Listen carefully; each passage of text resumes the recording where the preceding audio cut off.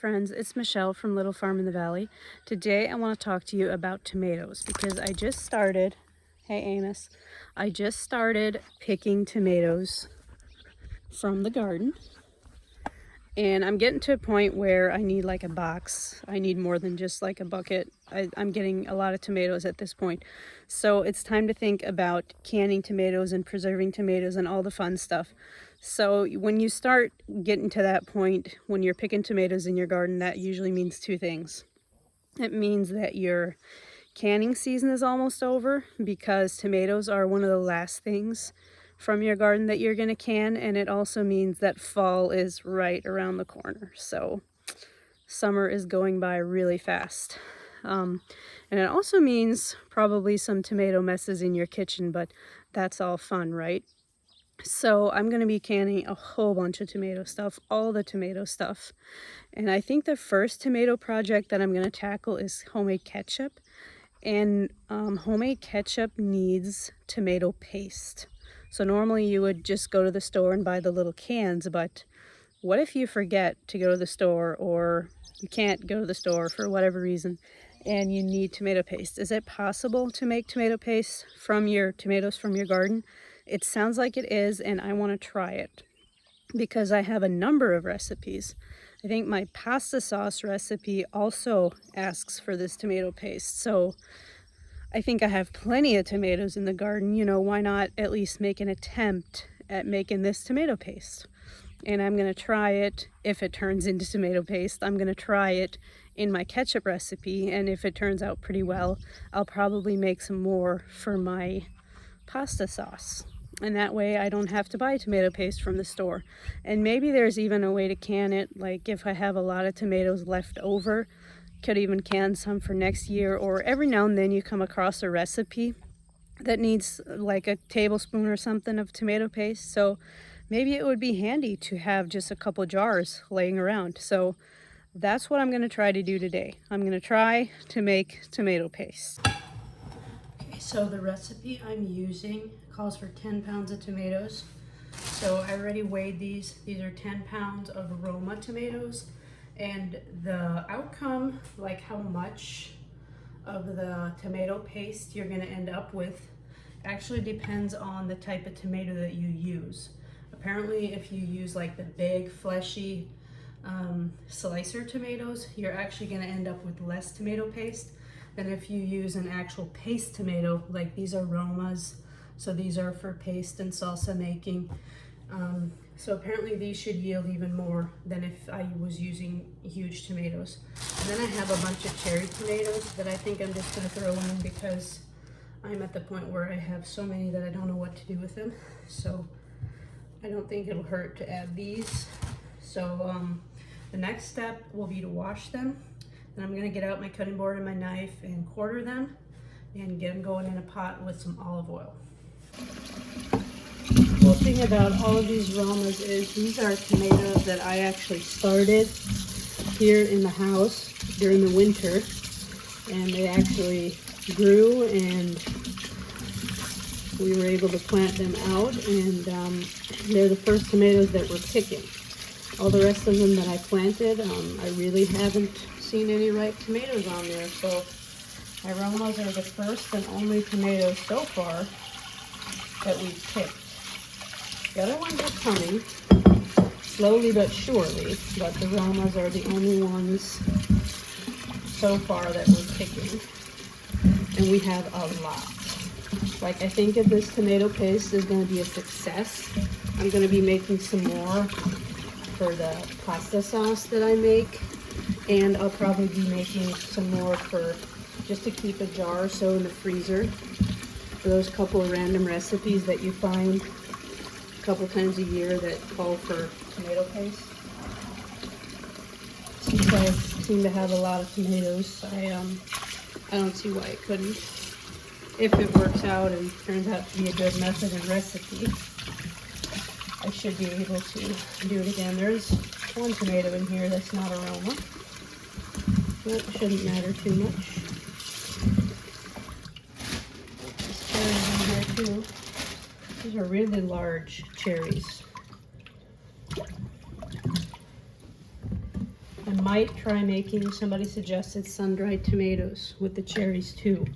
And that's also something that a couple times a year you make a random recipe that calls for it, and I'm not gonna run to the store just for sun-dried tomatoes.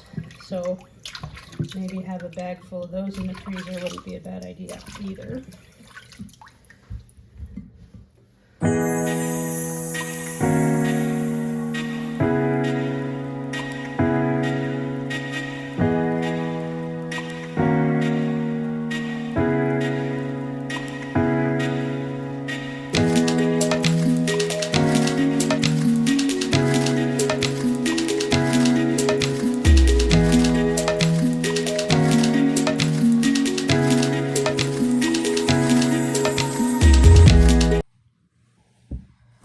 So I'm just about done getting down to my last couple tomatoes.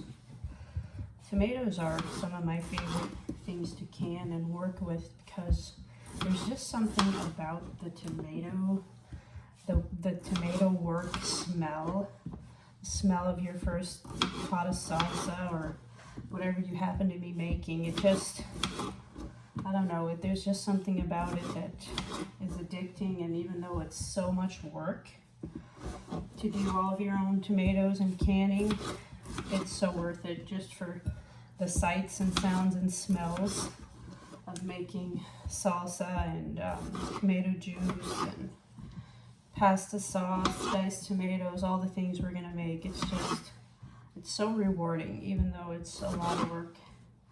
Okay, so this thing in here is full. Oh, not gonna be able to do it very well with one hand. Okay, now that everything's washed, it says to use 2 tablespoons of olive oil in your pot. Now, I don't think 2 tablespoons sounds like enough for these tomatoes that I have, but the first time usually that I make a recipe, I will follow it to the T, follow the instructions, and then if I ever make it again and think that something could have been better or different, I will tweak it at that point. But the first time around, I try to stick to the recipe. So, got my olive oil. Start dumping tomatoes in.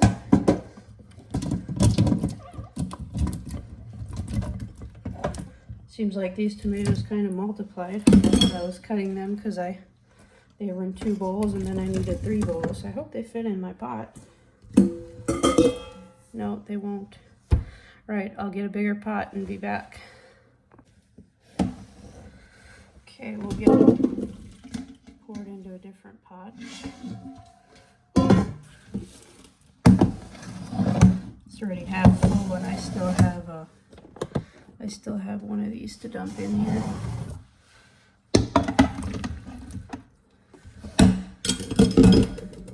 So the recipe says to heat the olive oil until it's shimmering. Well, I didn't do that. I already put the tomatoes over it and nothing's been heated, but I'm sure that's no big deal. So anyway, it wants to cook the tomatoes in the oil until the peels start detaching themselves from the tomatoes. And then at that point, we're gonna shut off the burner, and then we're gonna put the tomatoes through a food mill or a sieve. So that's the process that this is gonna start off with. I would guesstimate 2 to 2.5 gallon pot maybe.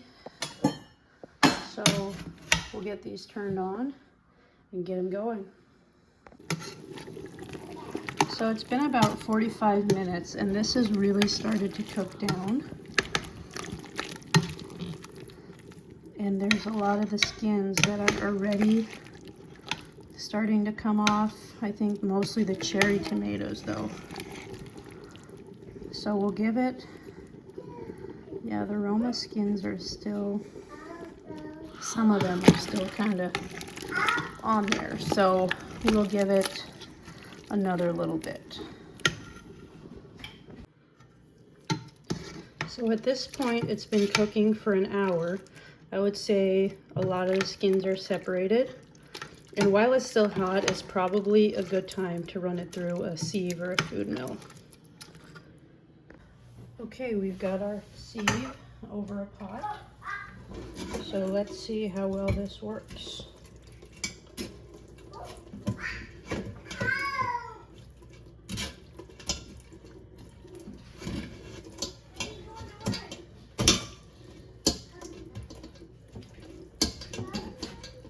Trying to squeeze all the juices out that I can. And once I feel like it's really dry and there's no liquid really left in it, we'll call it good and put in another load. Get a container for the scraps.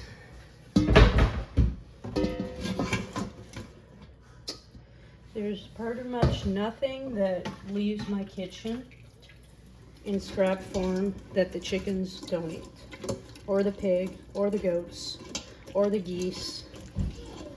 So nothing is wasted.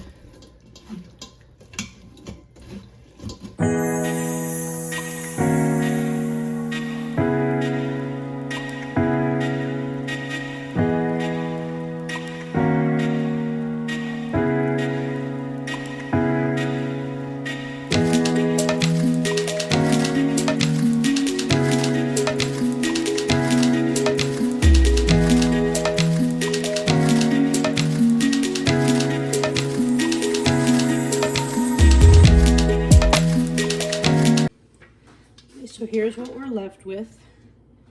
This is about half full of the liquid. So to this liquid, it wants me to add a half teaspoon citric acid. If you don't have citric acid, it says you can use a couple tablespoons of real lemon. But I always have citric acid for cheese making. So that's about a half teaspoon, and then we're gonna add a couple tablespoons of salt, I guess just for flavoring. Stir that up, and then it wants you to put this in the oven on some baking trays at 350 degrees. So we're gonna spread it between two, because I have 2 racks. And then we're gonna check it every half hour. I imagine this is gonna take quite a while to reduce down. It needs to reduce to almost 3/4. So I imagine it's probably going to take maybe most of the day, but it's a hands-off process. Just got to check the oven and rotate them about every half hour.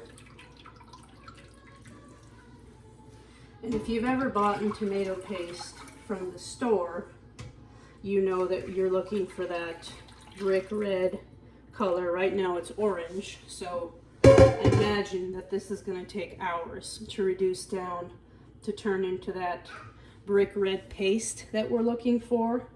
So the oven's preheating, then we're going to get it going.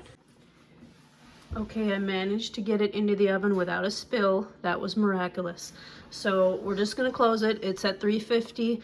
This bottom one is thicker because the pan's smaller, so I imagine that might take longer. But every half hour or so, it encourages you to rotate. So put that one on top, that one on the bottom, every half hour. So we'll see how it looks in a half hour.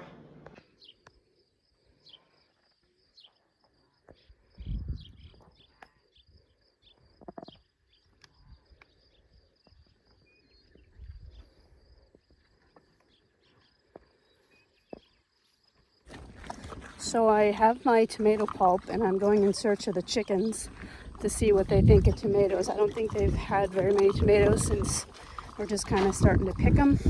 I checked the oven after, this is the first half hour now, and the one on the bottom especially, it's really bubbling. So there's some action going on. It might not take as long as I think. So there's still some liquid in my pulp. I feel like it was, well, I tried to do it with my hands, but it was too hot. I should have just put on a pair of rubber gloves and really squeezed it, but just to try this recipe, I think it's good enough. If I ever do it again or really get into making tomato paste, I'll probably get myself a food mill.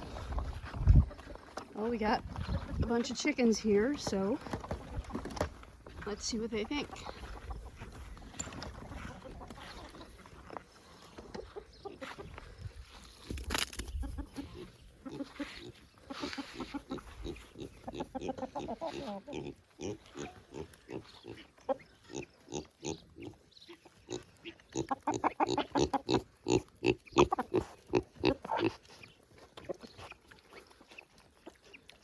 Well, Gus likes it. Looks like the chickens would like it if Gus weren't hogging it.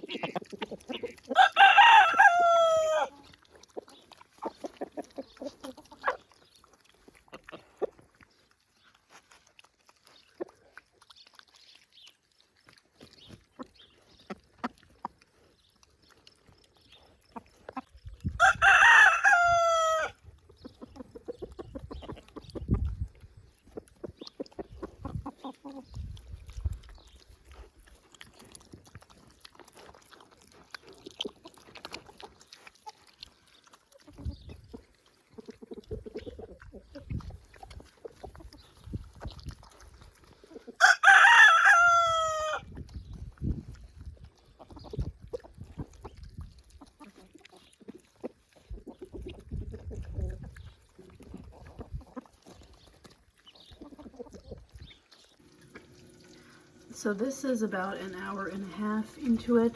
I'm getting ready to switch the pans. So there's definitely been some reduction and a little bit of a color change at this point. So this is after another hour. That is reduced very, very significantly. I think we're at the point now where we can mix the two pans together and finish this. I have it all in one pan. So at this point, I'm gonna have to start watching it a little bit more because you can see the ends are starting to be blackened. I don't want to burn this even more than I already have. So at this point, I'll watch it closer and try to stir it more often. So this is the tomato paste after about 3.5 hours in the oven. I would say that is pretty near brick red. So I'm gonna go ahead and put it in a jar. Since I'm gonna use it up in the next few days, I'm just gonna put it in the refrigerator. But I thought that was a super simple recipe. The only downside that I can see is the mess on the pan. But in spite of that, I think I will be making this recipe again. It really thickened up, so I think it was a success.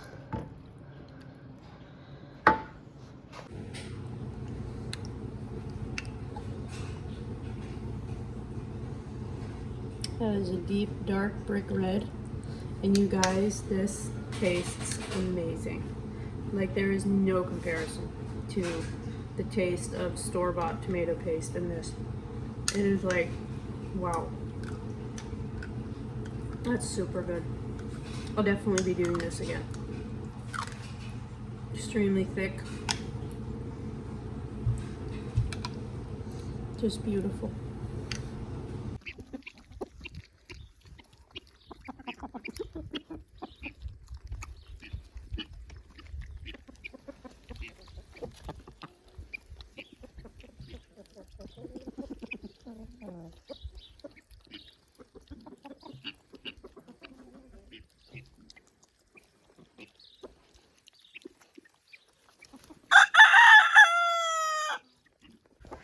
It's a beautiful evening outside.